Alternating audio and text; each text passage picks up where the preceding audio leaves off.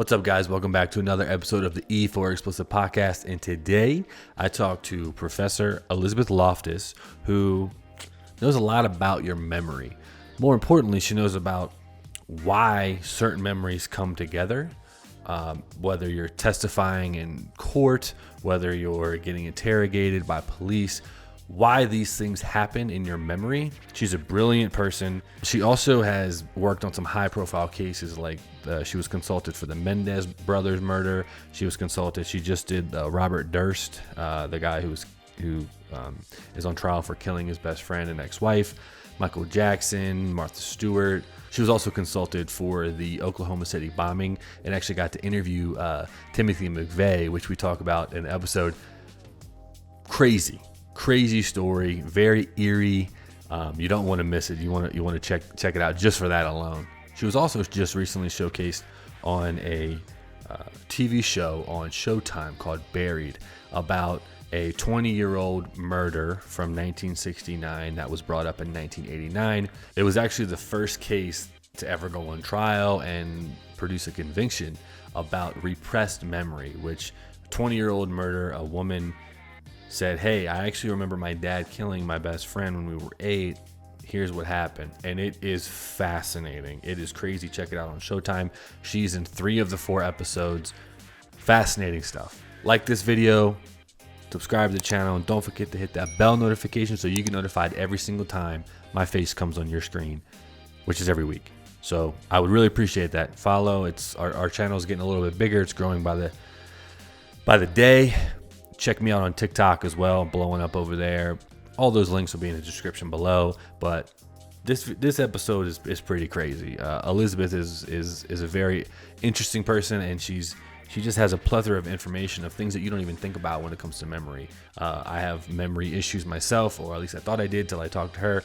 But she's a brilliant woman, and it's a great episode. So enjoy this episode of the E4 Explicit podcast with Professor Elizabeth Loftus. See you next time. What's up, guys? Today's episode of the E4 Explicit podcast is brought to you by Manscaped.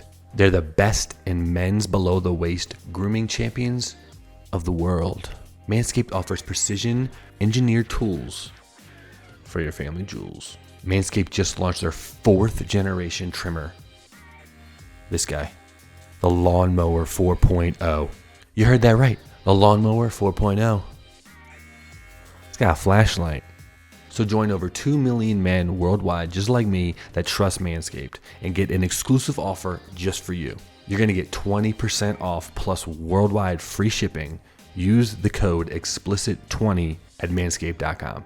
What's up, guys? Welcome back to another episode of the E4 Explicit podcast. I'm Corey, and today we have Elizabeth Loftus, who is a distinguished professor at the University of California, Irvine. So thank you so much for coming on, Elizabeth. Her background is in psychology, criminology, and stuff like that. But can you give us, or not us, me and the listeners and watchers, kind of a little synopsis of your background and kind of why I'm talking to you today? Well, I can tell you about my background, and then you could say why you're talking to me. I am a psychology professor at UC Irvine. I study human memory, and the kind of memory that I study is false memory. I study when people remember things that didn't happen or remember things differently from the way they actually occurred.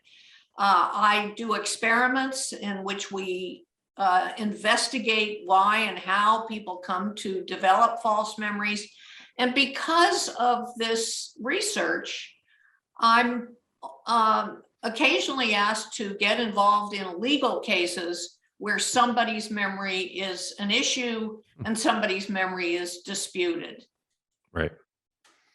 Yeah, that's kind of the little research I did on you, because like I said earlier, I kind of like to not know everything about the people I'm interviewing just so I can learn some stuff. But that's one thing I thought was kind of interesting, was like your main focus is stuff that probably didn't happen in their memory, which is so important in criminal cases, because people will, I even wrote a note here, like I can imagine when someone is seeing something or think they're seeing something so traumatic, their brain might be doing some crazy stuff and making it, oh, well, you saw them do this. but really they didn't. Is that kind of what you're saying? Well, that's part of it, sure.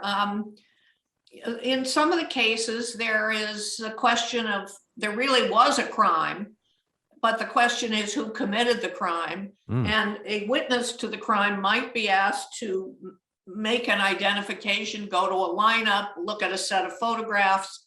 And sometimes these witnesses make mistakes. Right. So we know from some of the databases of known wrongful convictions, innocent people who've been convicted of crimes they didn't do, that a common reason is faulty human memory. Wow. So I like to talk about those findings to, when I motivate my students to want to learn a little bit more about memory and the workings of memory. Right. I'm fascinated by memory for multiple reasons. I'm actually, side note, I've been noticing a lot of cognitive issues with myself. I'm 33, and there's sometimes where I'm like, I have to describe a word, and then my fiance will be like, yeah, orange. Or, you know what I mean? Like, or something like that. And I went to a neurologist recently. I'm trying to get some tests done just because I'm thinking, like, I don't know if it's stress induced or a lot of workload or whatever, but memory is like crazy because I used to be so sharp, right? My grandfather, he passed of Alzheimer's and dementia and stuff like that. So I've always been kind of interested in it. And I'm so glad that like, that's kind of like your main kind of focus, and you want to teach your students on like how to kind of like look into that stuff. Are your students like future like prosecutors, investigators, stuff like that? Well, I do teach a course on eyewitness testimony, and many of the students who take that course do want to go on to law school or do want to go work for police departments or become prosecutors or defense attorneys. So I see students with that kind of interest. But you mentioned your grandfather with Alzheimer's, dementia, and so on. That of course is just a terrible situation, and for anybody who's had to experience that with a loved one. And oftentimes, if I tell somebody that I study memory, that's the first thing they want to talk about. But as you know, there's a situation where people have a loss of memory. In Alzheimer's, a severe loss. Right. Maybe your grandfather couldn't even recognize you anymore. Right. Yeah.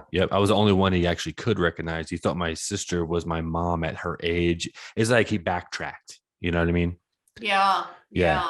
Tough disease. But that and there are plenty of really good people who are studying Alzheimer's and trying to figure out, treatments for trying to deal with that awful situation. But again, I study, when people are remembering things that happen rather than they can't remember anything that did happen. Makes sense. Yeah. So why is that? Why is that something that we do as humans, whether is it over exaggeration of something that wasn't there? Like why, what is that? What's happening?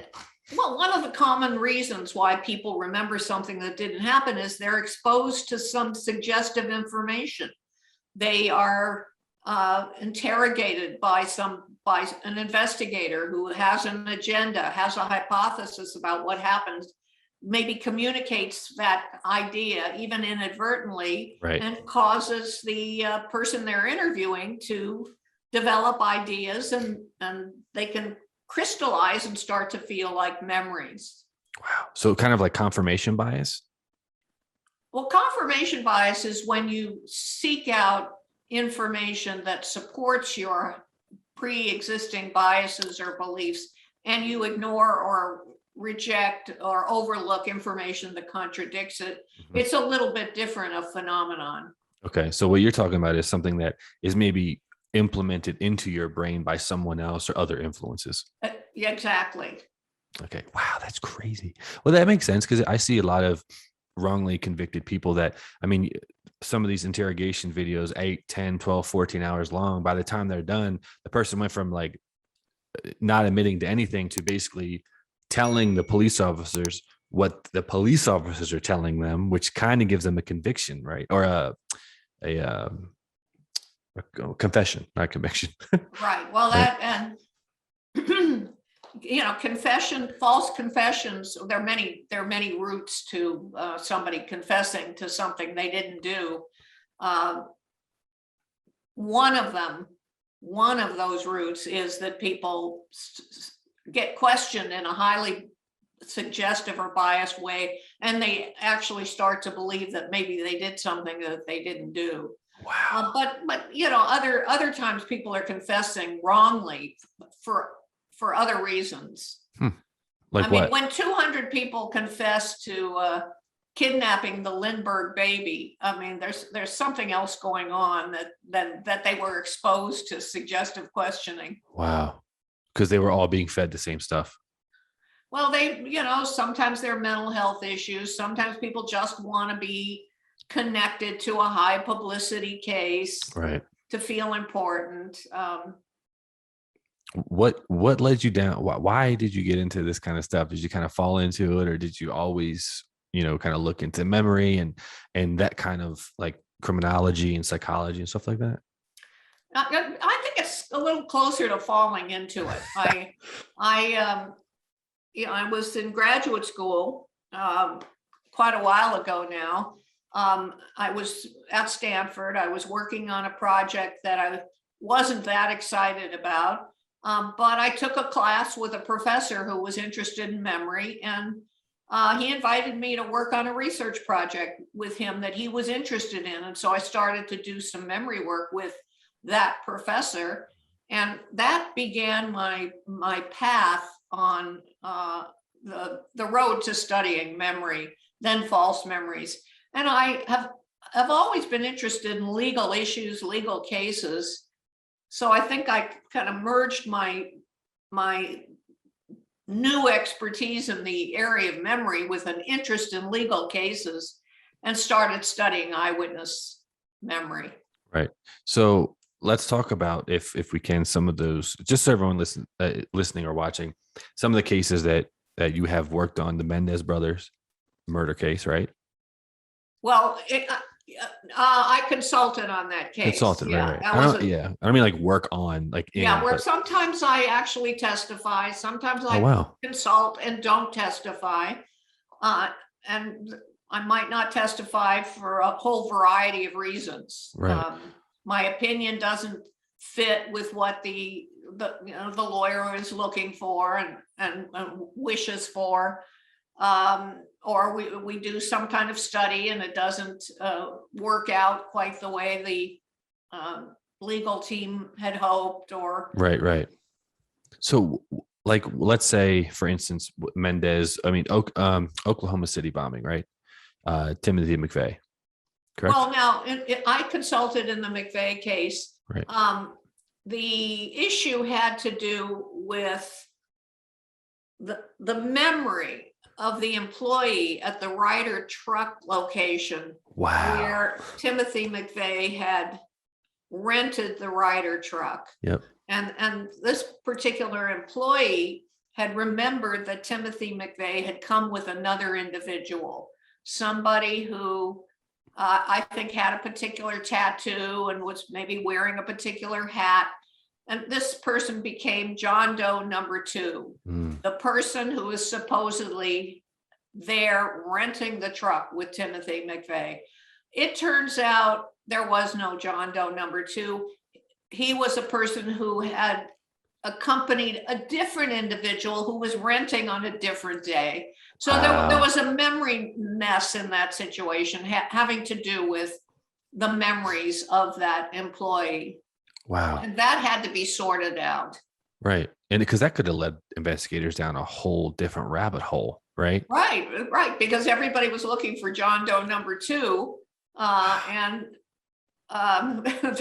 couldn't find him. That's crazy. Because there was no John Doe number 2.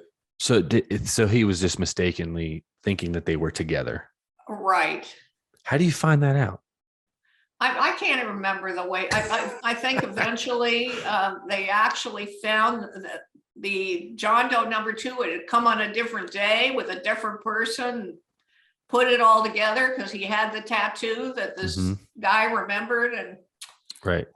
So do you think that like humans like could that have been a case of like, okay, this might be a high profile case, or it's just kind of like a mishap in judgment, or just like he misplaced it, or kind of like, I'm just trying to figure out like how or why a How it human. happens? Well, I Yeah. think what probably happened is this guy is questioned and he's trying to reconstruct what happened.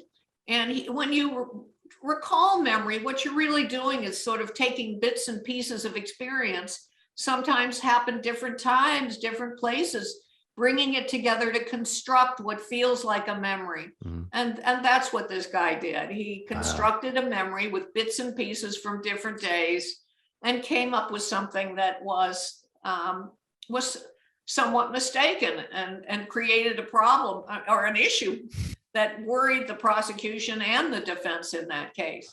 I feel But like, I did have a chance to meet Timothy McVeigh, wow, actually. nice. I went to, he was, after the case was transferred to Colorado, and he was awaiting trial in a prison in Colorado.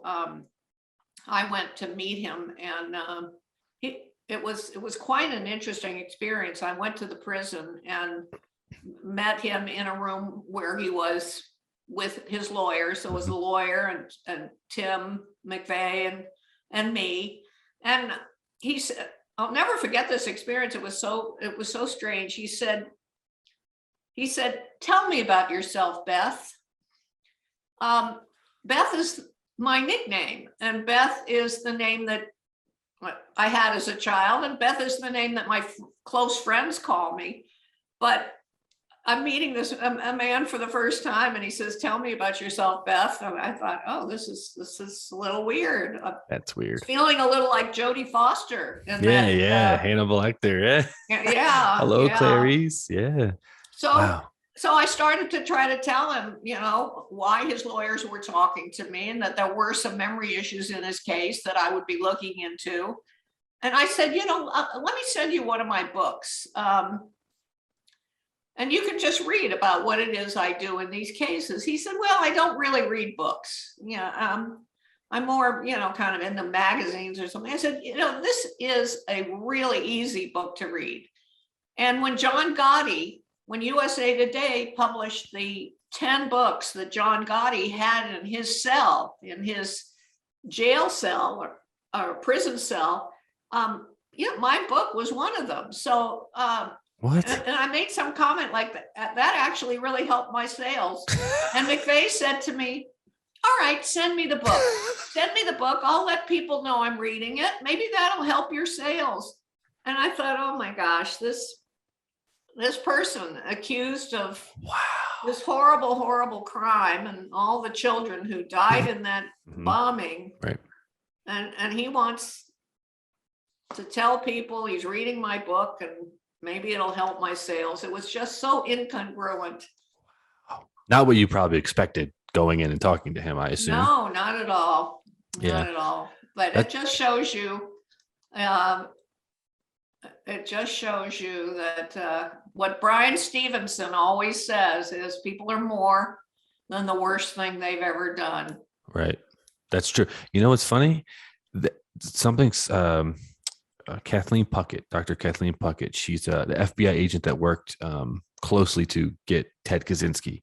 She told me something very similar of how he was that same way, where he like you're going into these situations thinking you're going to talk to this person who's like hasn't been caught in 20 years of bombings and all that stuff, and you go in and you have a completely different experience. So it's funny that you say that, because she said something very similar. Not saying that Kaczynski and McVeigh are, but McVeigh was very intelligent. Yes. I thought he was very intelligent for everything that he did. I mean, the writer thing was kind of, so was Kaczynski. Super brilliant. Yeah. Wow. That's such a cool little insider story that so his lawyers, McVeigh's lawyers, wanted you to talk to him because they wanted me to see who he was. Wow. I mean, so they actually flew me to Colorado from, I guess I was in Washington State at the time, where I was teaching before I moved to California. Mm-hmm. And they actually had a special trip just to go to prison and have a chance to meet him. And so I did it. That's pretty fascinating. Was it one time? What did you kind of Oh, learn? no, I went to Colorado several times, but the others were for consulting on the case and, discussing the issues and. Right, right. Wow. That's pretty crazy. Um, what was I going to ask you? So would you say that you kind of also understand like the criminal brain too a little bit, or just kind of like in the memory lane of things? No, yeah, no, I Right. don't. Yeah. That's what criminologists, some of them do. Right. They study everything you want to know about crime, like Right. who commits it and why, and And what are they why? thinking, and how, Right.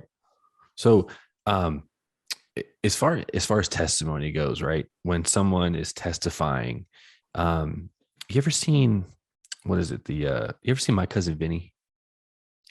Oh, I've certainly watched parts of it. I don't know if I've sat through and watched the Yeah. whole film, but I was gonna give you an example. There's like a scene in there where Joe Pesci is like basically like going off the memory of this old lady who had thick glasses. It's like, did you really see what you saw? And then he like unravels this thing and gets his little cousin off of it. But that's what, when I initially started thinking about talking to you, I'm thinking of like that kind of stuff, someone on a stand, and then not you obviously talking to them, but you're kind of like consulting and stuff like that, and your ideas going with the prosecution or the defendant to kind of go and kind of unravel what did happen or what didn't happen is kind of what I envisioned, kind of like your main thing, correct?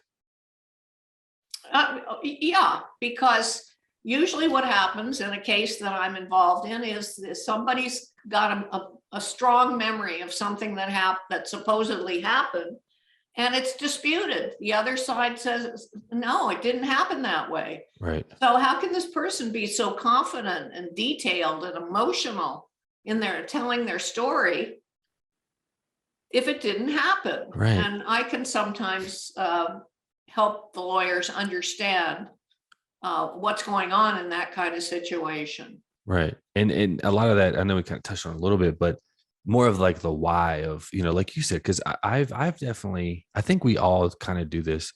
I'll have some memories as a child or whatever, and I think it happened. And like I'll like tell my mom, I'll be like, hey, so I remember this. And then she was like, what are you talking about? Like that either never happened or it didn't happen like that. Or, is that kind of like, why does that happen? If that makes sense. If you can answer Well, that. it does make sense, but even going back to something you said about yourself earlier that we didn't actually get a moment to discuss. You're 33 years old and you're starting to worry at this young age, that's pretty young age, that something maybe is awry with your memory, and enough to maybe even think about wanting to get a test. And so you seem pretty sharp and you're pretty young to be worried about memory problems. What's going on with you? Yeah, honestly, this is great. This is like a little free session. I don't really know. I think I've always been kind of like been able to say some, I have a good vocabulary, so some pretty long words, smart words. And for whatever reason, the last like year and a half, I've been like kind of I can't spit it out. It's like on the tip of my tongue, and I can't just verbalize the words that I want to say.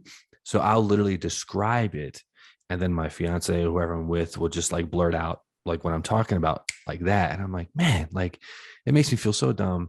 And like what's weird though is I stopped doing my podcast probably like the end of 2020 just because I got so busy, and then COVID was making it really difficult to get guests on. And that's when I really noticed my decline, because I wasn't talking to a lot of people, and most people, not most, everybody I talk to is like, imagine shaving with a sleek, well-designed, optimized trimmer that makes shaving time your favorite time. I'm one of the first people to use the Lawnmower 4.0 for Manscaped, and let me tell you, the craftsmanship on this goddamn thing is insane. It will chip away at all that down there. Trust me. I'm talking from personal experience.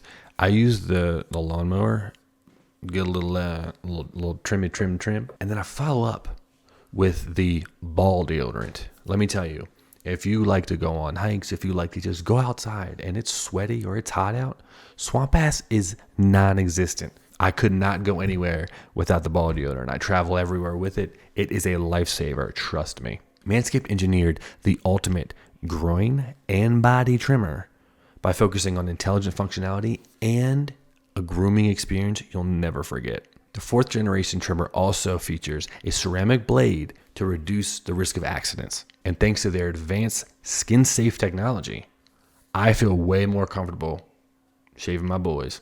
The upgraded trimmer also includes an on and off switch that can engage your travel lock. It also gives you the ability to turn on and off the 4000K LED light so you can get a more precise shave. The Lawnmower 4.0 even allows you to cut through that hedge with more guard lengths with sizes 1 through 4. Oh yeah, hey, did I mention wireless charging? That's fucking crazy. The new wireless charging system uses electromagnetic induction, which allows the battery to last way longer than it used to. Man, listen up. If you've been using the same nut trimmer on your face, you've been doing it all wrong. I don't know about you, but I don't want to end up with pubes in my mouth. It's time to get your own ball hair and body trimmer with Manscaped and make me time the best time. And trust me, you'll enhance your confidence if you got some nice smooth boys down there. Get 20% off plus free shipping when you use the code Explicit20 at manscaped.com. Trust me, your balls will thank you. Like you, very intelligent professors, researchers, FBI agents, like insanely high level people, which I thought when it really helped me because I was kind of bouncing back and forth with these people. And then as of late, I've picked my podcast back up in the last 2.5 months. And I can tell a noticeable difference in a good way, where I went to my neurologist and told her, I was like, listen, I kind of feel a little better, like a little bit more with it. I don't know if this is why, but yeah, that's kind of what's going on with me. I just couldn't put a finger on it because I'm like, listen, I'm 33. Like, do I have like a tumor that's blocking something? I don't. I got like a CAT scan and stuff like that. But that's Okay. that's me thinking like crazy. But, a lot of people have trouble kind of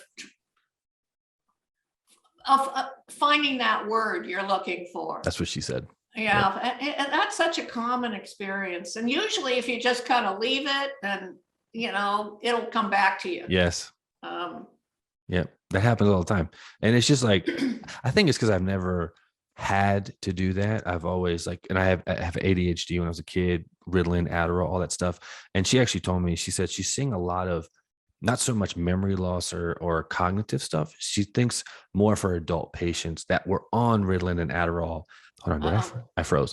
I'm back. You froze. Yeah, you froze right there. Yeah. Just for a second. Yeah, my computer, I think, booted up. But she basically was saying she's seeing a lot of her adult patients that had ADHD and were on Ritalin and Adderall back in the 90s. It's more of an attention thing than it is. Like your brain can only do so much. And so it's like needing some sort of attention and like all this stuff, which makes sense. Excuse me. Sorry, I just ate.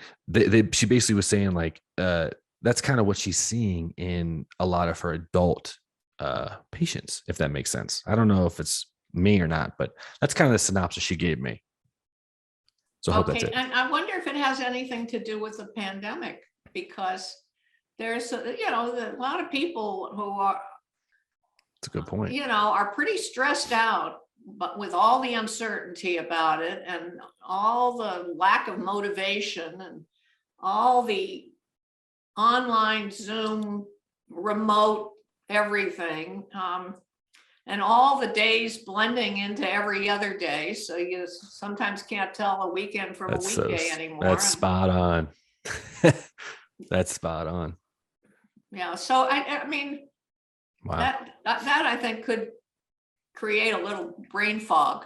Right. Yeah. I didn't even think about that. That's a great point. That obviously I know a lot of people are probably kind of going through that and not even realizing it, I feel like too. Cause it kind of, I like I said, I really noticed it right when the pandemic kind of started, but I kind of was working from home a little bit. So I figured, nothing's going to change, but you're right. There's a lot of stressors that come with that kind of stuff that you don't even realize, crazy. Yeah. What was I going to say? What about, are you able to, what did you do for the Jackson or Martha Stewart? What did you do for what stuff like that? I read Michael Michael Jackson. Jackson, well, I was a consultant in when an accusation against him in the 90s. Wow. And that case was ultimately settled, so it never went to trial. The more recent accusation, I was a consultant in that case. I actually did not testify. This is one where he was acquitted of the accusation. I've been a consultant now for people who are suing the estate for the defending the estate, because there are people now who are suing that the estate of Michael Jackson, and it's all a matter of the memories of people who are accusing him of things that he would, if he were around, Right. Almost certainly be denying. Wow.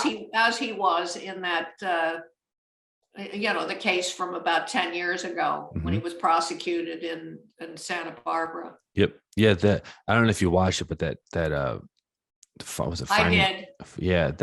That is interesting to me, is the like, especially with the Me Too movement, all these things that were happening that like apparently happened 20 plus years ago. How can that, like, I mean, I don't know. There's no statute of limitations on murder, obviously, but like there are statute of limitations on certain things. But as far as the memory goes, is that something that is like, can that withstand like in court, stuff like that, when it's like, oh, well, someone touched me 30 years ago and now I'm going to talk about it? Like, does your mind there's no change? statute of limitations on murder, but now for other kinds of crimes, some of the statute of limitations have been basically eliminated. Wow. And so you do see people be either sued civilly for sure, or even prosecuted for things that happened a long time ago. Right. I think the way that it's so crazy to even think about this, how memory can kind of play on cancel culture, right? Because a lot of people are getting canceled. There's a couple celebrities that got canceled, and then come to find out afterwards was not the case at all. But because of someone's memory or something like that, whether they had like a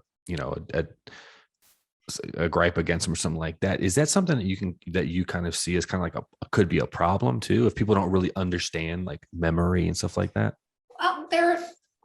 Of course, Me Too has got its good points, and finally, giving more attention to the accusations of assault and abuse by women that were ignored in the past or not paid as much attention to. But unfortunately, in this big net, it catches a lot of innocent fish along with the guilty ones. Right. And what bothers me is when people are punished, and even punished pretty severely, when the case has not even been investigated yet. Right. I mean, look at the Dodgers pitcher, there's an accusation that's in the press, but there's not even been a trial. There's not a finding. Right. And he's not allowed to play. And you'll see other examples like that arise out of this cancel culture. Yeah. When there hasn't even been an investigation. Yeah, I've noticed that a lot. Just an accusation. Yeah, that's really all you kind of need nowadays, the way social media goes. And it's funny, not funny, it's terrible, but this whole Gabby Petito thing, right? It reminded me a lot of, I know we're going a little bit off of what your normal thing is, but do you remember the Scott Peterson case? Oh yeah. Okay, so his case, if you've ever seen the movie Gone Girl, that was kind of basically based off of his case with Ben Affleck. Anyway, I was kind of fascinated by that case because I was certain he did what he did based off the media. And then I watched a documentary about a year and a half ago, and I was like, wow, like I'm actually 100%, not 100%. I'm much more certain now that I don't think he did it.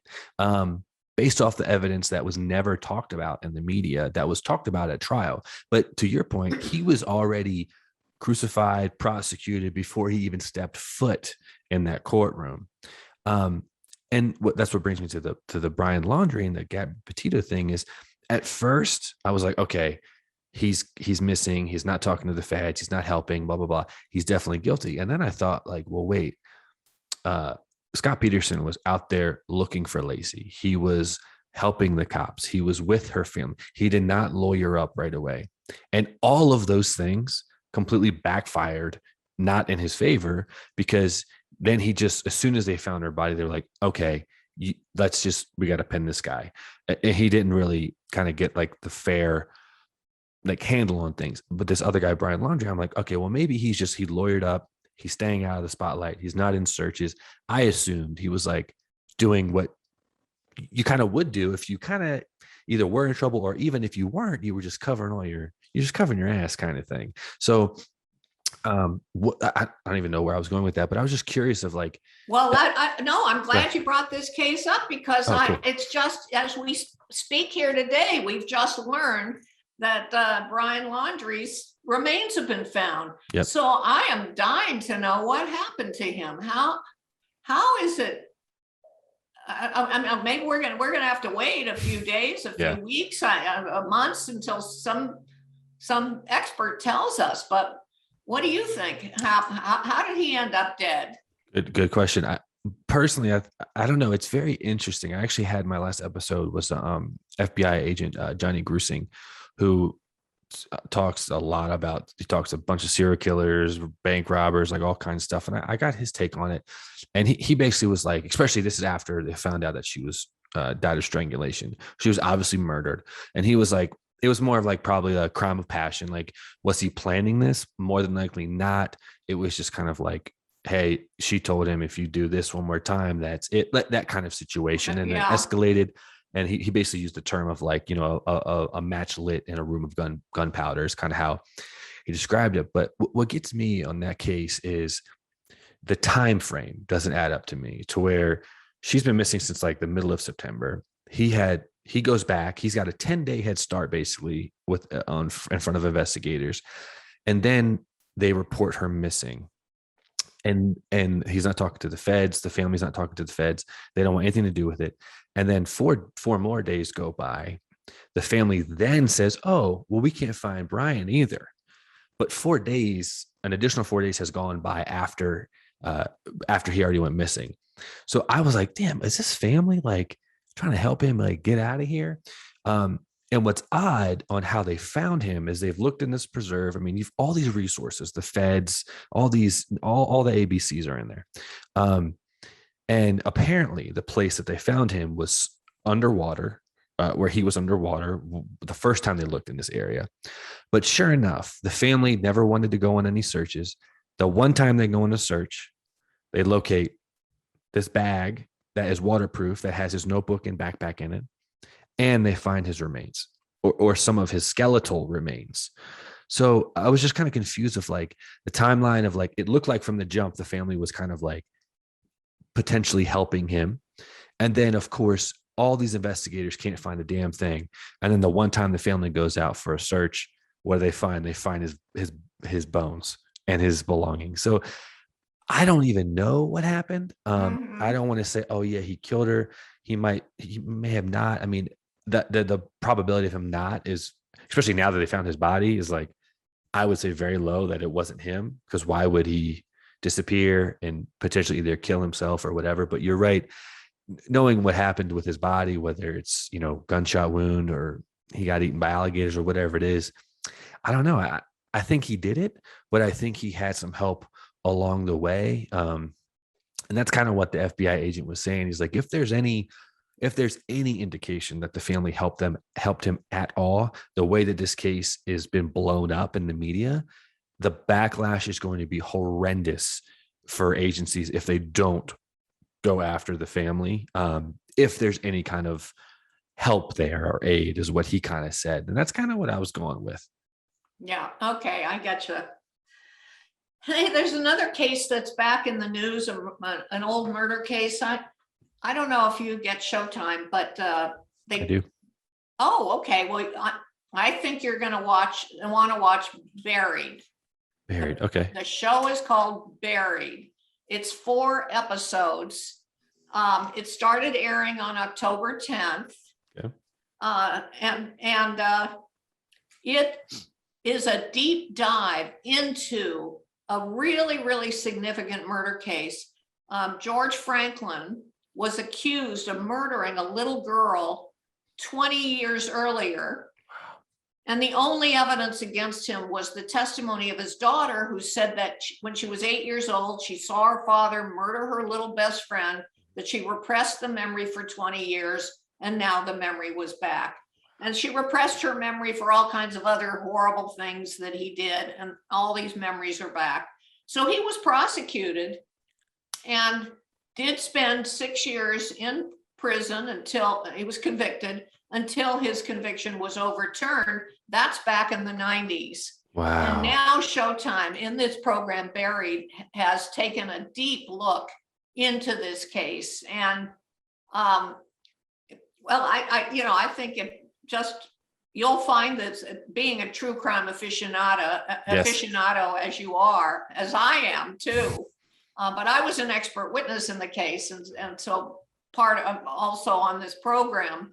But you'll see a number of other people who are part of this now talked about, written about, reviewed program that you might want to talk to on your podcast. That's so funny. That's exactly what I do. That's how I got the FBI agent. I watched on Hulu the show Wild Crimes that just came out.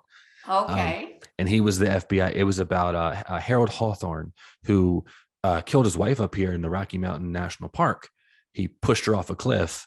And I didn't even know this, but the national park has an agency called, I think, like the IBS or ISB. It's basically their feds, their federal agents, their homicide detectives. And this wonderful woman, Beth Schott, was a detective, and she didn't have the resources. So she reached out to Johnny. He was this FBI agent, and he came in and they tracked this guy, Harold Hawthorne, and they figured out all this stuff. They found out that he actually killed his first wife, died of mysterious circumstances. He's serving a life sentence right now. But that's exactly how I find a lot of the people that I talk to. Is I'm fascinated with these murder crimes, and these professors, researchers, all kinds of people. And I see them and I write their name down. The list of interview people that I have, of potential guests I have, is like pages long.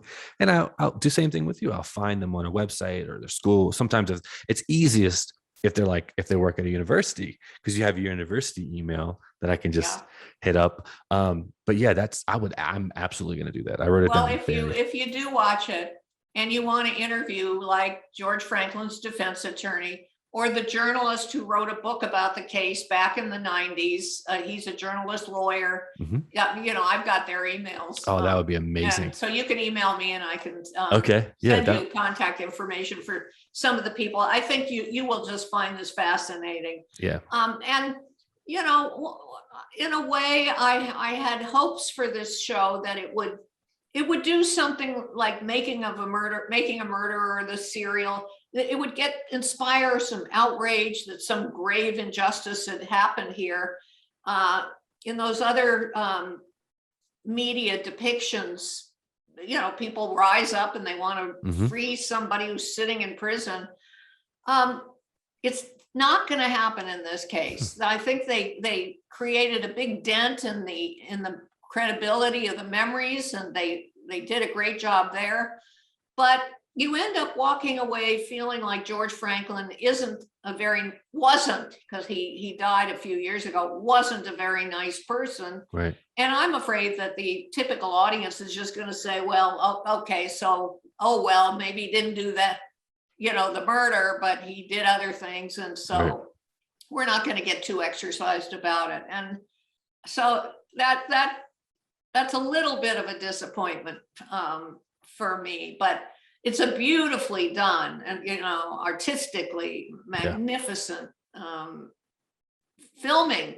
And I think you'll really enjoy it and give you ideas for future podcasts for you. Definitely. Yeah, no, that I appreciate that. I love my mom. I actually just picked her up from the airport from DC today. I live in Colorado. She's coming to visit me, and she's downstairs right now watching some active shooter on Showtime. I kind of put her on to this documentary series of they break down all the shootings that happen and stuff like that. So both of us are kind of obsessed with that kind of stuff. So I'm probably gonna go downstairs and try to find Barry.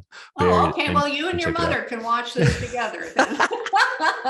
It's so weird. And then you can interview her for the podcast about what she thinks about it. Yeah, definitely not. Oh, that's so funny. That's you know what? I've actually wanted to talk to a defense attorney because I've always wanted to know. I've reached out to Scott Peterson's defense attorney, and he's like he's a big wig anyway. I'll probably never be able to talk to him. Who is it? Oh my God, I forget his name. He did oh my God. He's George. Oh my God. Georg.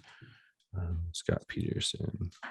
He can't do it too because he's still because Scott Peterson is now being resentenced. So he's in the resentencing phase because they dropped. He is. Okay. Yeah, they dropped his George Garagos or something like that. He's an LA lawyer, like Mark Garagos. Yes.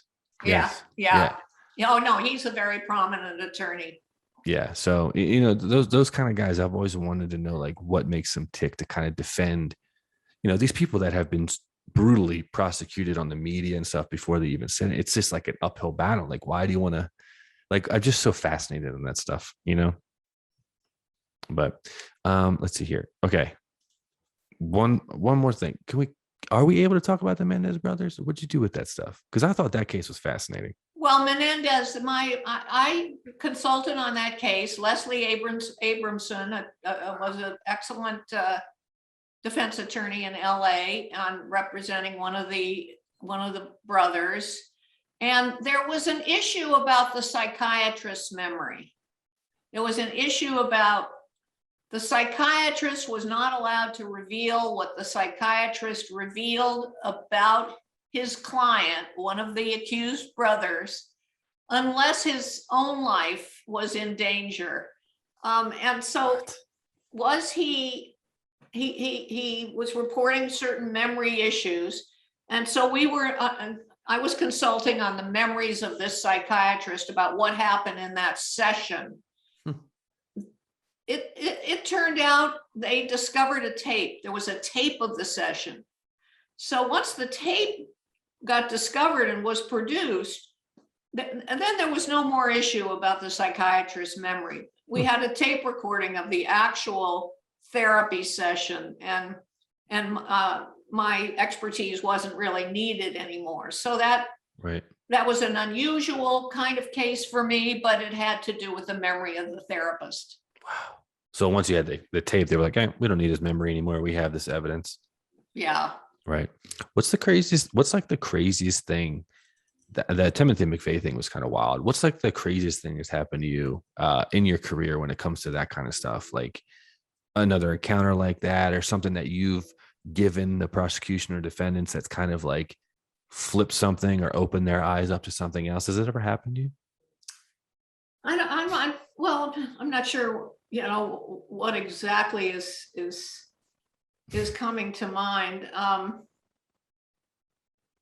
I just finished testifying in the Robert Durst murder trial. All that testimony is actually available on YouTube. Oh my gosh. Now there are some really great defense attorneys in that case. If you want to talk to some defense attorneys about defending somebody who is not particularly popular. Yeah. And how defense attorneys deal with that issue, they might be some great people to talk to. Right. Or to the defense attorneys for Harvey Weinstein. And what bothers me so much is that there are people out there that get mad if you work for somebody unpopular. If you're an attorney and you represent them, if you're an expert witness and you testify about some scientific matter in their trial, people get mad that they don't stop and think that we have a system where people are presumed innocent, and even very unpopular people deserve to have a defense. Right. And so it so bothers me that people get so bent out of shape and forget the Constitution and our democratic principles. Yeah, that's so true. I know people are like, how could you defend someone like, well, who's going to defend these people when it comes to this kind of stuff? Right. And so in Weinstein, for example, I testified very generally about memory and memory issues, did not mention any specific people, any specific names of people, in fact, any specific parties in the case. And despite that, I got a major university canceling an upcoming lecture that I was going to give. Law students trying to get the dean of my law school to not allow me to teach law classes anymore because I was poisoning the minds of these poor students. A colleague yelling at me at the sandwich table. I mean, and especially if you're a lawyer or wanting to become one, even more crucial to recognize that unpopular people get to have a defense in our system. Wow. And we should applaud that. Right. Yeah. It's only fair. It's my dog barking. That's crazy that people are like going like, coming at you for, it makes sense. I see that a lot. But that goes to kind of what we were talking about earlier, as far as like people kind of already just crucifying people before they even know anything about what's going on. And that's, oh my God, see, here we go again. Like, I got to figure out what I'm thinking about. Like when you get not trial but by a public, I don't know, whatever. Oh, public opinion. Yeah, public opinion. Yes, yeah. Yes. Anyway, there's a saying, and my cognitive issues are kicking in, so I can't think of it. But that's exactly what happens. The Robert Durst thing, that's the guy that killed his best friend because he admitted to her that he killed his wife, and she was going to tell, and then he killed her, right? That's the prosecution's theory. Yes. Okay. See, I'm doing what I'm saying. That's the prosecution's theory. You stated it very well for the prosecution. You're welcome. Hire me. No. Yeah.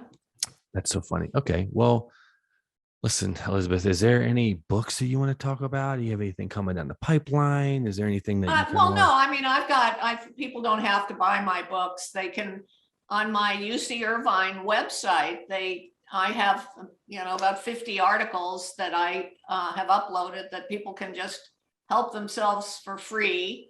There are lots of other items there that are kind of summaries of the work. They can help themselves for free.